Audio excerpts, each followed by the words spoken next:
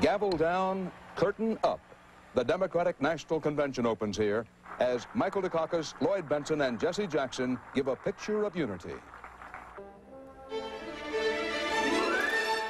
From our convention headquarters in friendly Atlanta, this is the CBS Evening News. Dan Rather reporting. Good evening. Opening night of the convention. Michael Dukakis and Jesse Jackson held a breakfast meeting hours before this first convention session, and they accomplished a lot. For one thing, they agreed to a show of unity. On some issues, they agreed to disagree. Jackson will have his name placed in nomination for president, but apparently will not challenge Lloyd Bentsen for vice president. Jackson's supporters most likely will challenge Dukakis tomorrow on at least 2 and possibly more platform issues.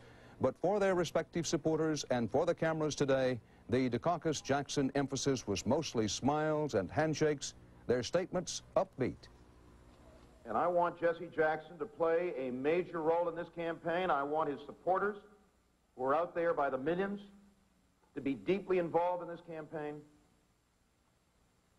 They're going to be an essential part of the coalition we build coming out of this convention. When we made the judgment to not let our ships pass in the night, or to not let our ships crash, but to combine our strengths to get the people who support us safely ashore. More now about the give and get behind those Dukakis-Jackson statements and handshakes. First, CBS News chief political correspondent Bruce Morton. Here's how Lloyd Bentsen broke the news to the Ohio delegation. We're meeting with Governor Dukakis, Reverend Jesse Jackson, and we have put it all together. What they put together first is more integration between winning and losing staffs than usually happens, something close to a joint effort for the fall campaign.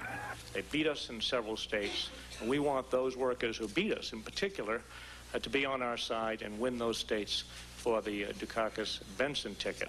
But Jackson, as he did in 1984, will also have his own staff, his own funding, his own plan for the fall campaign. As for the platform discussions have been reinitiated. They are going on at the present time. We would expect that some minority reports will go to the floor. Different informed sources give different numbers, but there may be as many as 4 minority planks sent to the full convention tomorrow. And the Jackson forces gained one other thing. The party rules will be changed so as to put more Jackson people on the Democratic National Committee. Jackson indicated he does not plan to fight for the vice presidency.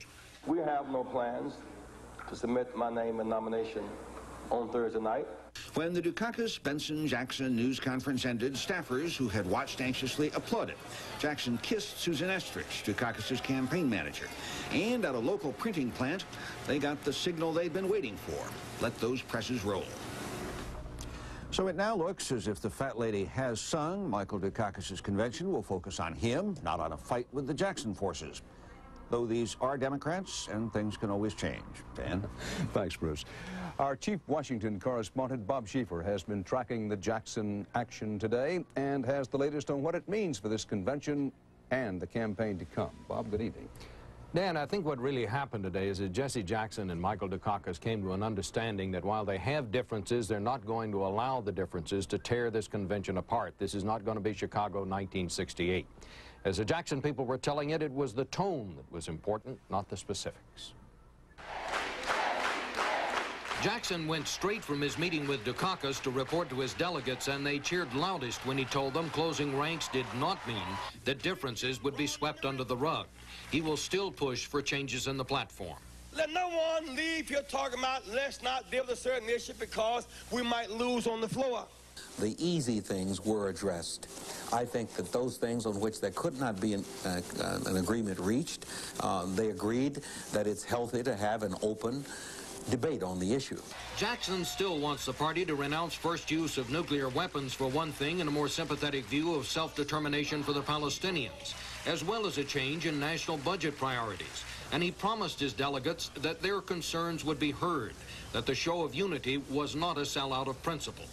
This week we'll become a different party because you're going to make it bigger. You are the heart and soul of this party. You've earned the right to be heard, and you must speak. And late today, aides confirmed that plans are also being worked out so that Jackson will continue to be heard throughout the fall campaign as he campaigns with Dukakis and on his own for the ticket. He will be fully involved in the strategy, the plans, and the implementation of those plans for the fall campaign. But all of that is detail in the Jackson campaign's version of the day's events. The important thing, said Willie Brown, is that from here on, you will see a lot of Michael Dukakis, Lloyd Bentsen, and Jesse Jackson together. And as Brown was telling you today, that symbolism will tell a lot more than words. Dan? Bob and Bruce, this is a done deal, but is it doable? What are the chances that this unity, which was real here today, can last through all the stresses and strains of the campaign? Well, I suppose that differences are always what those who have them make of them. So if one of the other of these men decides that he wants to make it serious, I suppose he can. But one thing the Jackson people were saying today, what Jesse Jackson said today, was that he's going to meet with his delegates on Friday after the convention. There's kind of a little hook here to sort of assess what went on, and then they'll decide what to do after that.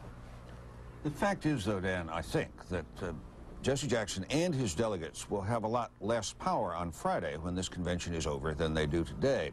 And if he then decides that he wants somehow to walk out and not to play, he's going to go back to being the protest leader, being Mr. Outside. I think his decision today says, I don't want to do that. I want to be a mainstream, important, front-rank Democratic leader, whether it's in 1988 or 1992 or whenever.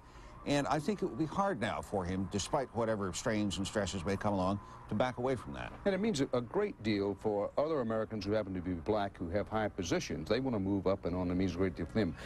Bruce, there was talk, Jackson himself, hard line for at least a while on having a part in the transition and having a part in government. Not much talk about that today. What happened to all that?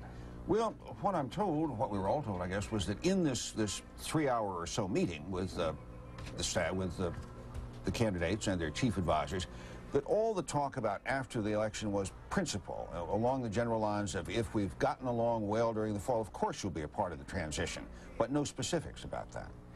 Bob, any chance any of these platform fights will amount to anything? I think they're going to be lively. I think that there'll be a lot of attention on them. I think we'll be talking about them a lot. In the end, I think that they will not be. I think that the purpose of this for Jesse Jackson and his people is for them to be heard and for these concerns to be expressed. There will be some changes along the way. I don't think the platform will be a great deal different, Dan, than what we think we know about it right now. Bob and Bruce, thanks. Look forward to working with you through this evening, through the week. Still to come on tonight's CBS Evening News, the Iran-Iraq war may finally be ending. The long-awaited Meese investigation report is made public, and it's tough. And later, a look at the legacy of the Days of Rage in Chicago.